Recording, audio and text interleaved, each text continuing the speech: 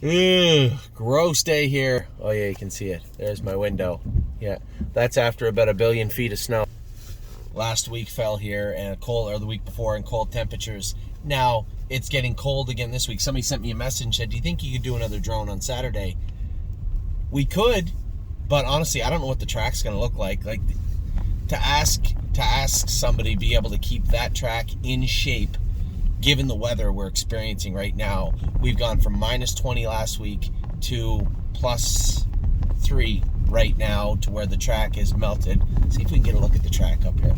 +3 where the track is melted. Now it's covered with rain, and it's about to get freezing cold tonight. Not freezing cold tonight, but below zero tonight. It's going to freeze tonight, and then it's going to snow for 2 days.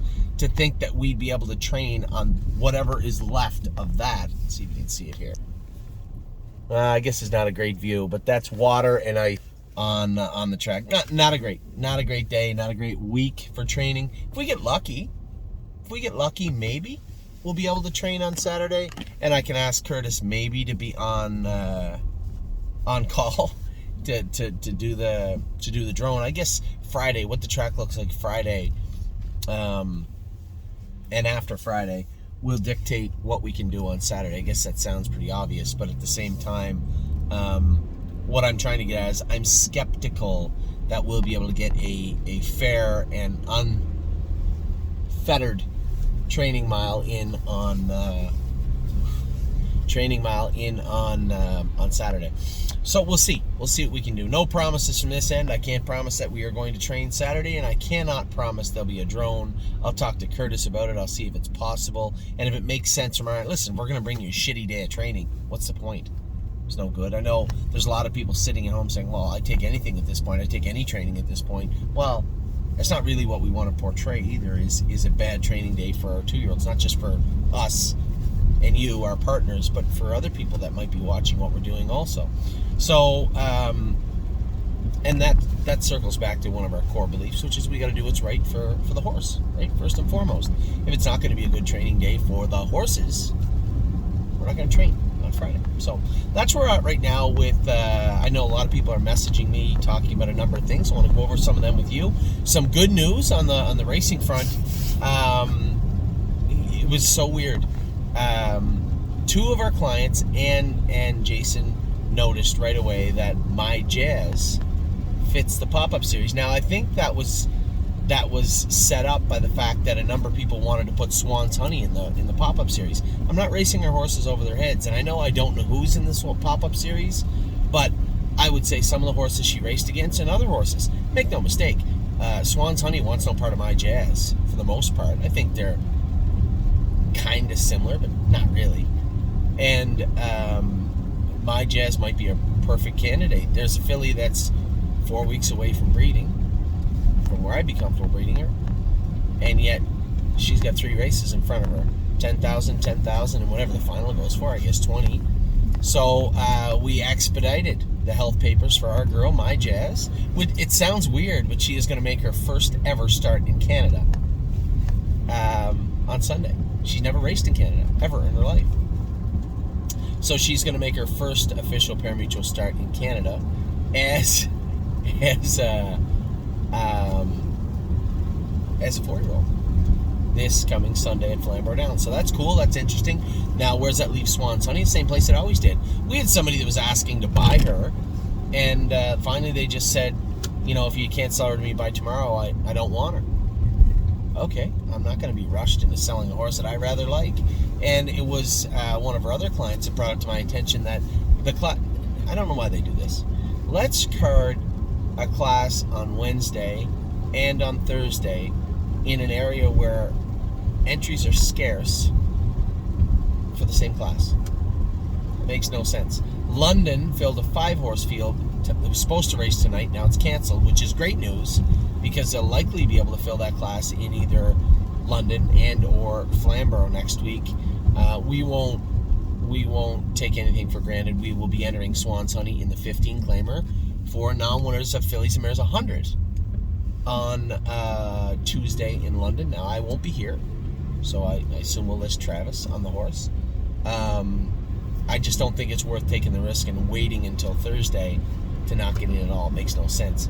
So we'll enter for Tuesday in London with Swans Honey. She fits that class. Listen, we know we got $8,000 or $9,000 to take out of those classes. We'll take it out, and then she will go on gate, and we'll get at least claiming price for her, I'm sure, on gate. This filly still has some marketability everywhere. She's a nice, honest horse. Now has proven she can get around any size track. I like her. I love racing Swans Honey. She's a beautiful mare to drive, and I didn't think there was any rush, and I certainly wasn't going to be pushed into selling her when our clients weren't super comfortable with it. We did have some clients that wanted to race her, and I was one of them, quite frankly. Anytime it comes to selling or buying horses, I try to be Switzerland, right? I try to be neutral. I try to look at all the emails that are coming in, and if I'm going to take a position, it will be after I read everybody's feedback. But more times than not, I would rather remain neutral when it comes to that. We have a number of horses here, and what Swans Honey means to me may not be what she means to everybody else. So I try to remain neutral when it comes to her. She, or any horse, but especially her, she will be Indigo Tuesday at London. Now, why won't I be there? Obviously, I didn't go to Ohio last night. Really impressed with the way Justin Irvine drove Tour de Lindy. Great drive by him. In hindsight, I wish he had moved him. It looks like he was probably a winner, but I was really happy watching him finish up with a big burst of speed down on the inside on the end of the mile. Good mile from him last night, and a great race, a great drive by Justin Irvine. So I was really worried if he hadn't made a break after I neglected to go over to Ohio yesterday, I would have felt like crap. So I'm really happy that it worked out well for Justin and Tour de Lindy. Now, next week, we're not qualifying our horses today. I've already made the official call. I called Lauren. I said, there's no point in us qualifying our horses in this slop when next Wednesday is supposed to be nice. Around -10, sun in the morning. When the sun goes down, the track should be nice. So that's when I want to qualify our horses, not in a rainstorm in February. There's just no need of it. So they're not qualifying. None of them are qualifying this week. Next week, we may make the addition of Kathy with an eye. She trained in 2.5 in the rain this morning at Northfield Park. So we should be able to qualify her in 2.1, 2.2, and get her moving. There's no point in, I know Joel, God love him, Joel. I love you to death, Joel. You're always sending me emails, and I love them. Keep them coming. Joel is the breeder of Kathy. And I don't care if we wait, for quite a while on Kathy. Well, I do. I don't want to wait forever for any of our horses. When they're ready to go, they're ready to go. And Kathy needs some experience in a race situation. These miles in 2.5 are great. They're not miles in 2 minutes, but it's a lot to expect a horse of her size and her stature to go out and do what we need her to do when she's not in a race situation. So I'm glad that Timmy was able to train her in 2.5 today. I did chuckle. She had a little urination on Timmy. This is a hormone thing. This time of year when these fillies start cycling. So I told them she needs to remain on Regamate full-time, every day, same day, every day. And maybe we'll take her water away from her at noon. I don't want her filling up on water before we qualify her next Wednesday. So that's an option for Kathy with an eye. So Timmy got a little golden shower today with Kathy. They said Voyage trained very, very good in 2.8. I did also make that call last night. I had emailed the sale and said that Voyage of Ice and Fire, Granite Hill, and Kathy with an Eye would not be attending. You hear the slush on the roads? Man, what a miserable day. They would not be attending the sale on the 8th. We will be taking Prairie Fire and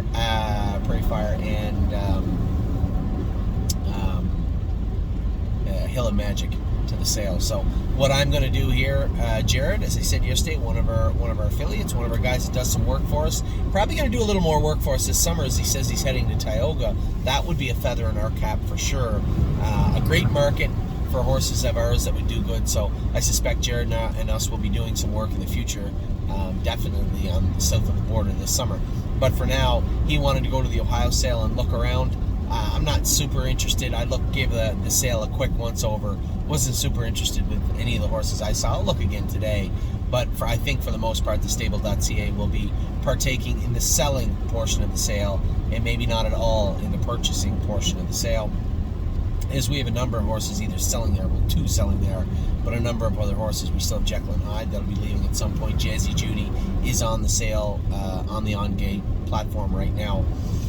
And as I said, Swans Honey, and then in the future will also be going on. So Lots going on right now. Even though the day was rainy and I didn't do a lot of jogging, I was happy the horses did get jogged. The blacksmith is there now shoeing horses. So we are ready if we do decide and we are able, with the help of Mother Nature, to train on Saturday. It is a possibility, but no promises. No promises on that. What else is going on? As I said, My Jazz is coming over. Pretty happy with Tour de Lindy last night. Now, they say they're racing tonight. They've already canceled in Ontario, and they're getting a much worse dose of it in Northfield. I don't know how they plan on racing at Northfield, but good luck to everybody tonight. We'll see how that pans out. We also have a number of other our horses getting ready. Elise Patrick might be making his last start in Canada this week. I'm seriously considering sending him to Yonkers soon enough. I talked to my brother Mark and Mark Beckwith about potentially taking him on. Mark drives some for Mark Beckwith, and so does his son Brett. Elise Patrick has turned into a pretty decent horse to drive also, so I don't think there's going to be any issues. Probably what you've seen the last 3 weeks will be much what's on the menu in the States. I don't know if he's going to be able to manhandle the non-winners of 5, but we'll see about that. Lots of discussion in regards to him. Also, Royson's Punch. I said to Jason, why don't we just put him back into qualify on Friday? We'll see how Royson's Punch goes. He'll be into qualify Friday morning at Mohawk. That's if Jason remembered to put him in. I hope he did. If not, he'd be schooling. He's already qualified, so it's not really the end of the world.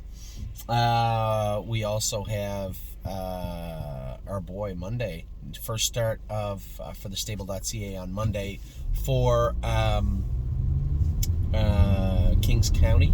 So really excited about that. Obviously, it was good timing too for Kings County to start. That's the class Globetrotting was in. I took her this morning. Took her in the truck, turned her out at oh, you didn't see it. I didn't get to finish that video. I turned her out at the farm and took in Stonebridge Simba. So Simba's back. Globetrotting's out for a month. That was a good trade, a very timely trade, as Kings County starts in the same type of situation that Globetrotting was in. So a lot going on this week, both in Ohio, both here with the sales. I don't think you're going to see many purchases. I'll reserve that for the Ohio sale, but at first glance, there's not really a lot there that interested me. So mostly going to be on the selling side for the Ohio sale. You saw our staking schedule go out. I'm going to go over that. I'm going to have a drink and sit in my room and maybe watch some TV and go through the remainder of our staking, just to double check what goes on. A lot of people already asked questions about the Swedish Breeders' Crown and why that was. Are we going to Sweden? No, that's mostly put on there as a resale tool. If there was any Europeans interested in a few of those horses that were, one, either high-end horses, or two, horses that look like they may fit something, like a horse like Sister Solange, well-bred, big, strong, good-looking filly, nice gait, doesn't appear that she runs in or runs out, gets over a half-mile good. So here's a horse with no hobbles, no boots, no poles so far, that is well-bred, and maybe an interesting prospect for somebody in Europe. So just trying to open up as many avenues and paths as we can. Seemed like an affordable way in to pique the interest of maybe some European people down the road, if this is something we want to do. Now, as to that, we have a lot of people saying, well, why are we ever selling our horses? Listen, we can't keep them all. We have to run this wisely also. This isn't just about business. It's about reality and intelligence. And you'll remember a couple of years ago, Lincoln Hanover, we sold him to, I don't even know how to look him up anymore. I don't know where he went. Denmark, I think, or someplace. But these things will come up, especially when we have a large group of very talented, very well-bred horses like we do at the stable. So I'm just trying to open up as many affordable avenues as we can moving forward, and this made all the sense in the world also. So I think there's 4 or 5 horses we paid into that Swedish Breeders' Crown. I personally have no interest in racing in the Swedish Breeders' Crown, but people from Sweden might. So that is why we did that. Every year we have a number of clients, and you know who you are, whether it be the Gregs or the Johnnies or the Allens.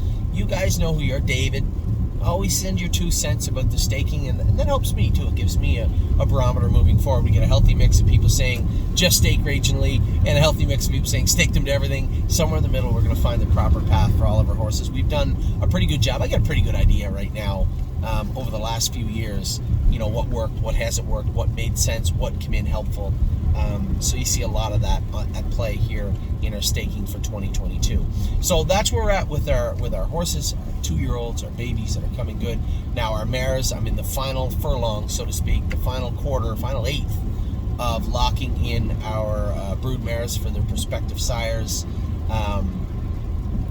I've sent out a list to a number of people of what we're going to, what we're thinking of going to. The only certainties we have right now, Path of Totality is 100% going to Father Patrick. That's done.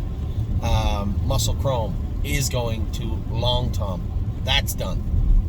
We need another Long Tom, as I had committed to 2 breedings to Long Tom this year. I did commit to a breeding of Enterprise this year. So that leaves us with a number of unanswered questions. I'm leaning towards International Money for my Jazz. When we do breed her, I like everything I see from the International Monies we have right now. A lot to offer from that bloodline, a lot to offer from that mare. So that makes sense to me moving forward.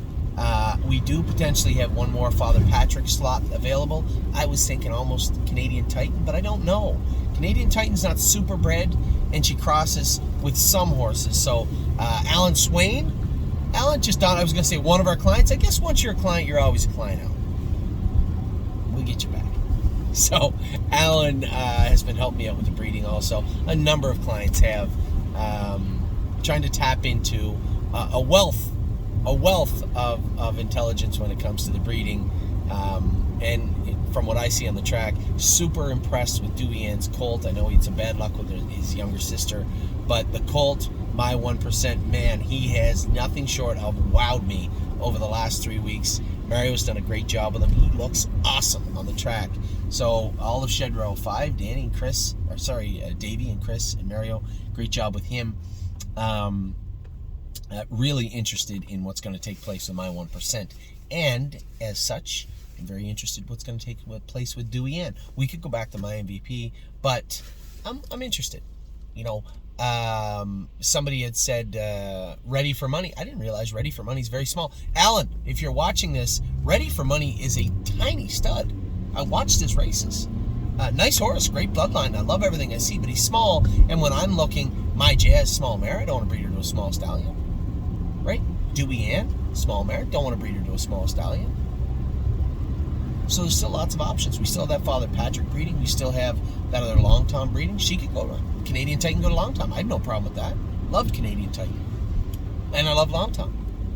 Enterprise is likely going to be reserved for Compass Rose DC, but we'll see. Still a few balls rattling around. We'll get that hopefully locked in by the end of the week and get those horses bred. Now, in regards to Dewey Ann, she still has a foal in her, so we have to wait till she foals out before we breed her. Capistrano is going back to lather up. She's overdue to foal, so she should be foaling any day now. And who else do we have in foal? Stolen Dance, of course, hasn't foaled out yet. She should foal out at some point in the next, I don't know when our foal date is. I think it's a month or so away. But as you can see, a lot going on, a lot rattling around in my head. But for right now, here's where we stand. The horses are racing great. Tour de Lindy raced great last night. Good luck to Compass Rose DC's crew. Tonight, we have So and Sue tomorrow night. Short coming in, tougher class. We'll see how she does. Lots of options with her, i.e. when Swan's Honey leaves, maybe an opening there. That would be after we test the free market with her also. So a lot going on there with So and Sue. Very happy with the way she trained this week. I watched her go a slow mile at the farm. Good mile for her. Really, really happy. What else do we got this week? We have, obviously, White Tiger is going to be in the open. Where are they going to put Locatelli and White Tiger? That's what I'm interested. I've already warned them once about this. So I can't tell them where to put Locatelli. I think he still fits that class. I hope he does. And then behind them, we have a slew of horses coming behind them. Real strong. And then keep in mind, we got Royson's Punch coming also. He looked good. I went just a quarter with him because he hadn't jogged a whole lot. We are going to school him or qualify him on Friday. And then he'll be in where LD's Patrick is in this week, likely. And for Patrick, who knows? So a ton of really good things going on at the stable. We've been really blessed with some fortunate racing luck this year in North America and in Australia, obviously also. So on 2 continents, like to keep that going. And obviously, dream big, as we always do here at the stable this time of year, trying to keep that under control, and then watch our horses progress into the summer. So, a miserable day here in Ontario, but lots going on this week, lots going on next week. I will talk to all you. You seem to be completely up to date right now, I believe. So I will talk to you all very soon. Take care.